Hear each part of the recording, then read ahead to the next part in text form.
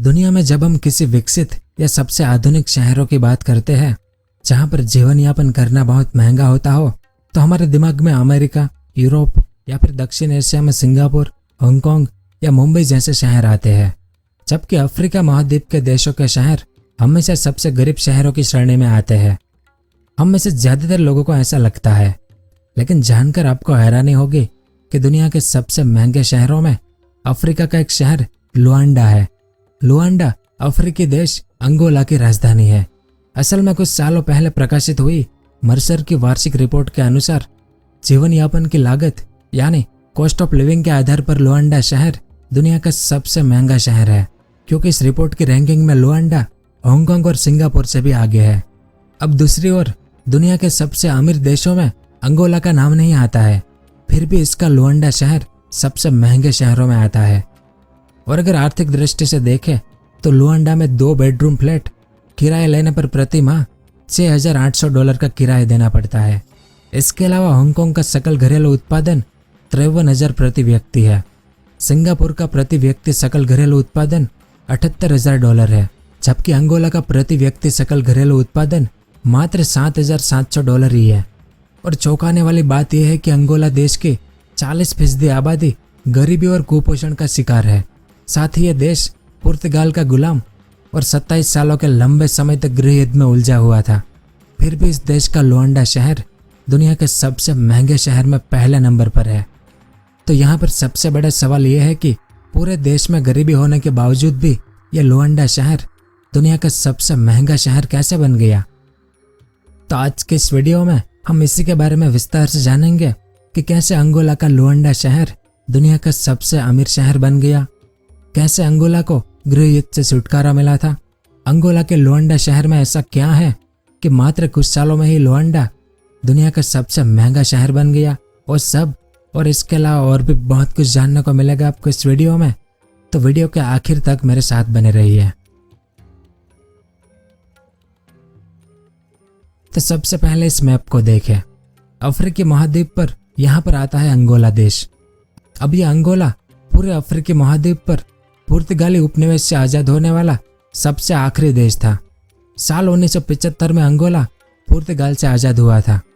तो आज ये अंगोला अफ्रीका का 7वां सबसे बड़ा और दुनिया का 23वां सबसे बड़ा देश है, जिसकी आबादी कुछ 3,45,00,000 के आसपास है। अब जैसे कि इसमें आप देख सकते हैं कि अंगोला एक तटीय देश है, जिसकी सीमाएं पश्चिम में अटलांटिक महासागर, दक्षिण में नामीबिया, पूर्व में जाम्बिया और उत्तर में कांगो लोकतांत्रिक गणराज्य से मिलती है। वहीं यह लुआंडा शहर अंगोला की राजधानी होने के साथ साथ उसका सबसे बड़ा शहर भी है। इतना ही नहीं, अटलांटिक महासागर के तट पर स्थित यह शहर अंगोला का प्रशासनिक केंद्र और मुख्य बंदरगाह वाला शहर भी है। साथ ही 6 मिलियन से अधिक की आबादी इस शहर में रहती है। और आपको जानकर हैरानी होगी कि दुनिया में सबसे ज़्यादा पुर्तगाली भाषा बोलने वाले लोग भी इसी शहर में रहते हैं, क्योंकि पुर्तगाल की राजधानी लिस्बन से भी ज़्यादा पुर्तगाली भाषी लोग इस लुआंडा शहर में रहते हैं। अब अगर अंगोला के इतिहास की बात करें तो अंगोला को पुर्तगाली लोगों ने खोजा था, ऐसा पश्चिमी इतिहासकारों का कहना है। खैर, तो इस लुआंडा की स्थापना 25 जनवरी 1576 को एक पुर्तगाली खोजकर्ता ने की थी। इस शहर के जरिए 1550 से 1836 तक यहाँ के स्थानीय लोगों को गुलाम के तौर पर अमेरिका और ब्राजील भेजा जाता था। और साल 1850 आते आते यह लुआंडा शहर पुर्तगाल की मुख्य भूमि के बाहर पूरे पुर्तगाली साम्राज्य के सबसे बड़े और सबसे विकसित शहरों में से यह लुआंडा भी एक बन गया था। लेकिन फिर अंगोला के लोगों ने पुर्तगाली शासकों से आज़ादी के लिए युद्ध छेड़ दिया, जिसे अंगोलन युद्ध कहते हैं, जो साल 1961 में शुरू हो गया था। जिस दौरान पुर्तगाल की सेना से लड़ने के लिए अंगोला की तरफ से 2 प्रमुख गुरिल्ला युद्ध संगठन बने, जिसमें एक था कम्युनिस्ट पीपल मूवमेंट यानी MPLA और दूसरा था national liberation front of Angola यानी FNLA। और अंगोला की पूरी स्वतंत्रता के लिए कम्युनिस्ट विरोधी राष्ट्रीय संघ UNITA भी बना। तो 1961 से 1974 तक इन तीनों संगठनों ने अपने अपने तरीके से पुर्तगाली शासन का विरोध किया। लेकिन अप्रैल 1974 में पुर्तगाल की राजधानी लिस्बन में एक वामपंथी सैन्य तख्तापलट हो गया और पुर्तगाल के नए शासक ने सभी अफ्रीकी उपनिवेशों में सैनिक कार्यवाही रोक दी और सभी उपनिवेशों की आज़ादी की घोषणा कर दी। जिसके बाद अलवर समझौते के अंतर्गत 15 जनवरी 1975 को अलवर में पुर्तगाल और अंगोला के 3 विद्रोही गुटों ने हस्ताक्षर किए और 11 नवंबर को अंगोला को पुर्तगाल से आज़ादी मिल गई, जिसके बाद औपचारिक रूप से आज़ादी का 13 साल लंबा अंगोलन युद्ध भी समाप्त हो गया। लेकिन यूरोपियन जैसा हमेशा से करते आए हैं वैसा ही इन्होंने अंगोला के साथ भी किया, क्योंकि जब पुर्तगाली सरकार अंगोला से निकली तो इन्होंने अंगोला की सत्ता किसी को नहीं सौंपी और ये चुपचाप अंगोला से निकल गया। तो आप अनुमान लगा सकते हैं कि इसके बाद अंगोला की क्या हालत हुई होगी, क्योंकि पुर्तगाल के जाने के बाद अंगोला के सभी राष्ट्रवादी गुट अंगोला पर नियंत्रण करने का प्रयास करने लगे और सत्ता की लालसा में अंगोला एक भयंकर गृह युद्ध में डूब गया। अब उस समय कोल्ड वॉर यानी अमेरिका और सोवियत संघ के बीच शीत युद्ध के कारण पश्चिमी देशों ने अमेरिका और सोवियत संघ में अलग अलग गुट का समर्थन किया, जिस दौरान क्यूबा के समर्थन के साथ अंगोला के MPLA संगठन ने लुआंडा और बाकी क्षेत्रों पर कब्जा कर लिया और 11 नवंबर 1975 को अंगोलन पीपल रिपब्लिक के रूप में स्वतंत्रता की घोषणा कर दी। और जिस दिन पुर्तगालियों ने देश छोड़ दिया उसी दिन अगोस्तिनो नेटो अंगोला के पहले राष्ट्रपति बने, जबकि दूसरी ओर FNLA और UNITA ने 24 नवंबर 1975 को अंगोलन पीपल डेमोक्रेटिक रिपब्लिक के अंतर्गत अंगोला के पूर्वी हिस्सों पर कब्जा कर लिया और अंगोला को एक बहुत बड़े गृह युद्ध में धकेल दिया। लेकिन कुछ सालों बाद FNLA संगठन विभाजित हो गया, पर जोनास साविम्बे के नेतृत्व में UNITA संगठन अंगोला के क्षेत्रों के लिए लड़ता रहा। अब सोवियत संघ और क्यूबा जैसे देश इस MPLA का समर्थन करते थे, जबकि अमेरिका और बाकी पश्चिमी देश UNITA का समर्थन करते थे। लेकिन 1991 में सोवियत संघ का विघटन के बाद MPLA संगठन कमजोर होना शुरू हो गया, जिसके बाद ये MPLA संगठन अमेरिका के करीब आना शुरू हो गया। इस कारण अब अमेरिका UNITA से संबंध कमजोर करने लगा था, जिसके बाद MPLA और अमेरिका शांति वार्ता के लिए भी तैयार हो गया और 1991 में BCC समझौते के अंतर्गत संयुक्त राष्ट्र की देखरेख में एक लोकतांत्रिक अंगोला के लिए एक चुनावी प्रक्रिया की शुरुआत हुई, जिसमें MPLA को 49% वोट मिले, जबकि UNITA को मात्र 40% ही वोट मिले, यानी MPLA की इस चुनावी प्रक्रिया में जीत हुई। लेकिन UNITA के नेता जोनास साविम्बे ने चुनाव के परिणामों को खारिज कर दिया और वापस युद्ध में लौट आए और 30 अक्टूबर से 1 नवंबर 1992 तक हेलोवीन नरसंहार हुआ, जिसमें लुआंडा में MPLA के सैनिकों द्वारा 30,000 UNITA के समर्थक मारे गए। और इस नरसंहार के बाद भी इन दोनों के बीच कई बार लड़ाई होती रही और साल 2000 आते आते इनके बीच कई बार शांति समझौते भी हुए, लेकिन ये सभी समझौते असफल साबित हुए। फिर 22 फरवरी 2002 में MPLA के सैनिकों द्वारा जोनास साविम्बे की हत्या कर दी गई और अगस्त 2002 में UNITA ने खुद को एक राजनीतिक दल घोषित किया और आधिकारिक तौर पर अपने सशस्त्र बलों को ध्वस्त कर दिया, जिसके बाद अंगोला में गृह युद्ध समाप्त हुआ और 2002 से ही अंगोला ने अपनी अर्थव्यवस्था और समाज के पुनः निर्माण के लिए निर्माण कार्य शुरू कर दिया, क्योंकि 1975 तक इस लुआंडा शहर को अफ्रीका का पेरिस कहा जाता था, जो इस गृह युद्ध में तबाह हो चुका था। और इस गृह युद्ध में अंगोला के 8 लाख से ज्यादा लोगों ने अपनी जान गंवा दी थी और कुछ 40 लाख लोग इस युद्ध के कारण दूसरे देशों में पलायन कर गए थे। तो गृह युद्ध की समाप्ति के बाद अंगोला में थोड़े और कच्चे तेल की खोज हुई और कच्चे तेल को काला सोना भी कहा जाता है। और गृह युद्ध के दौरान भी MPLA और UNITA अपना खर्च इसी तेल को बेचकर निकालते थे, लेकिन दोनों ही संगठन एक दूसरे के तेल रिफाइनरी पर भी हमला करते थे। लेकिन गृह युद्ध की समाप्ति के बाद कच्चे तेल की और अधिक मात्रा में खोज हुई और ऊपर से बिना किसी हमले से रिफाइनरी में से सस्ती कीमतों में अधिक मात्रा में तेल निकाला जाने लगा और उसे वैश्विक बाजारों में बेचा गया।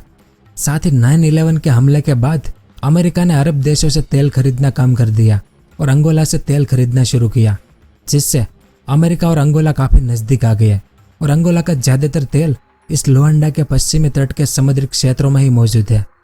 और अंगोला में अधिक मात्रा में कच्चे तेल की खोज होने के बाद चीन भी अंगोला के करीब आ गया और उसके कच्चे तेल के प्रोडक्शन को बढ़ाने के लिए चीन ने अंगोला को $2 बिलियन का कर्ज भी दिया। अब गृह युद्ध के समय अंगोला का ऑयल प्रोडक्शन प्रतिदिन 7,31,000 बैरल था, जो साल 2005 में बढ़कर प्रतिदिन 14,04,000 बैरल हो गया।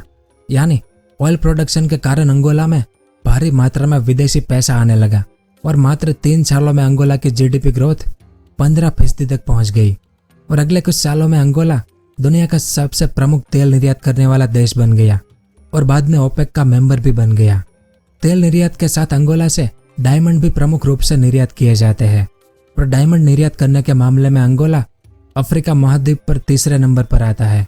इस कारण अंगोला की जीडीपी 2002 से 2010 के मध्य में 534% की दर से बढ़ी, जिसके साथ अंगोला दुनिया का एकमात्र सबसे तेजी से विकसित होने वाला देश के साथ तेजी से बदलता और तेजी से बढ़ने वाला देश भी बन गया। और अमेरिका के ऊर्जा सूचना प्रशासन के अनुसार अंगोला ने 2021 में 1.1 मिलियन बैरल प्रतिदिन से अधिक तेल का उत्पादन किया था, जिससे अंगोला अफ्रीका में चौथा सबसे बड़ा उत्पादक और दुनिया में 19वां सबसे बड़ा उत्पादक बन गया। जिसके बाद अंगोला की राजधानी लुआंडा में बड़ी बड़ी इमारतें, रेस्टोरेंट, पार्क और हर गली में फरारी जैसी कारें दिखाई देना शुरू हो गई। यानी लुआंडा में एक उत्कृष्ट प्राकृतिक बंदरगाह और तटीय क्षेत्रों में तेल के रिजर्व निकलने के कारण लुआंडा को सबसे ज्यादा विकसित किया गया। अब अंगोला की इकोनॉमी ऑयल बेस्ड होने के कारण ज्यादातर ऑयल कंपनियां विदेशी है। इन ऑयल कंपनियों ने दुनिया की सबसे बड़ी तेल फर्मों के इंजीनियरों और भूवैज्ञानिकों को आकर्षित किया है। इस कारण इन ऑयल कंपनियों में काम करने वाले ज्यादातर इंजीनियर और भूवैज्ञानिक भी विदेशों से ही आए हैं और ये विदेशी कर्मचारियों को ऑयल कंपनियां भारी मात्रा में धन मुहैया कराती है, साथ ही लग्जरी फ्लैट और लग्जरी सुविधाएं भी प्रदान करती है। लेकिन अंगोला में कृषि अन्य यूरोपीय देशों की तरह संपन्न नहीं है और ना ही यूरोप में इस्तेमाल होने वाली वस्तु अंगोला में मिलती है। इस कारण इन सभी चीजों को अंगोला को आयात करना पड़ता है। इस कारण लुआंडा में $6,800 प्रति माह किराया होने के साथ ही प्रति महीने $300 तो इंटरनेट के लिए भी चुकाने पड़ते हैं। और सामने यूरोप और अमेरिका से आयातित होने वाला लग्जरी सामान मात्र प्रवासी नागरिक ही खरीदते हैं और देश में कम मात्रा में विदेशी वस्तुएं होने के कारण उनकी कीमतें हमेशा ज्यादा ही रहती है। इस कारण औसतन एक प्रवासी नागरिक लुआंडा में प्रतिदिन $30 खर्च करके अपना गुजारा करता है, क्योंकि बड़ी बड़ी तेल कंपनियां इन विदेशी कर्मचारियों को बेशुमार धन मुहैया कराती है, जबकि एक आम अंगोलियन नागरिक प्रतिदिन $2 में भी लुआंडा में जीवन यापन कर सकता है। अब अंगोला के कुछ गिने चुने लोगों के पास ही देश का ज्यादातर धन मौजूद है, क्योंकि अंगोला दुनिया के भ्रष्ट देशों में भी शुमार है। अंगोला में ऑयल के रिजर्व मिलने के बावजूद भी इन पर अधिकार और इससे होने वाली आय का बड़ा हिस्सा बड़े बड़े राजनेताओं और बिजनेसमैन को ही जाता है, जिस कारण अंगोला में बेरोजगारी की दर 36% के आसपास है। साथ ही अंगोला में 3 मिलियन लोग भूखमरी और गरीबी के अंडर जीवन यापन करते हैं। और इतना ही नहीं, अंगोला में आय असमानता दुनिया में सबसे ज्यादा है, क्योंकि अंगोला में आय असमानता 28.9% है। इसके अलावा अंगोला के ग्रामीण क्षेत्रों में 94% आबादी गरीब है, जबकि इससे विपरीत शहर की 29.9% आबादी ही गरीब है। और 2019 की transparency international corruption perception index में अंगोला को 180 देशों में से 140वें स्थान पर रखा गया था। फिर अंगोला में जोस एडुआर्डो डोस सेंटोस 1979 से 2017 तक राष्ट्रपति रहे, जिन्होंने अंगोला में सबसे ज्यादा भ्रष्टाचार किया। और जोस एडुआर्डो के भ्रष्टाचार का अंदाजा इस बात से लगाया जा सकता है कि उनकी बेटी इजाबेल पूरे अफ्रीका महाद्वीप की सबसे अमीर महिला है। उनकी संपत्ति एक अनुमान के अनुसार 3 बिलियन के आसपास है, यानी इस परिवार ने अंगोला की सारी संपत्ति हड़प ली है। इसके अलावा अंगोला के ऑयल रिफाइनरियों के मालिकों के पास भी अंगोला का ज्यादातर धन मौजूद है, जो अंगोला की राजधानी लुआंडा में ही खर्च किया करते हैं। इस कारण इस शहर को अफ्रीका का दुबई भी कहा जाता है और अपनी गगनचुंबी इमारतों और सुरक्षा व्यवस्था के साथ प्रवासी नागरिकों के कारण यह दुनिया का सबसे महंगा शहर बन गया है। तो यह सब कुछ था इस वीडियो में कि लुआंडा दुनिया का सबसे अमीर शहर कैसे बना। उम्मीद है आपको कुछ जानने को मिला होगा, और अगर ये वीडियो पसंद आया हो तो इसे लाइक जरूर करें। पूरा वीडियो देखने के लिए आपका बहुत बहुत धन्यवाद। अगर आपको इस तरह के इन्फॉर्मेटिव वीडियो देखना पसंद है तो हमारे इस चैनल को सब्सक्राइब करें और हमारी नई वीडियो सबसे पहले देखने के लिए इस बेल आइकन को भी जरूर दबाएं।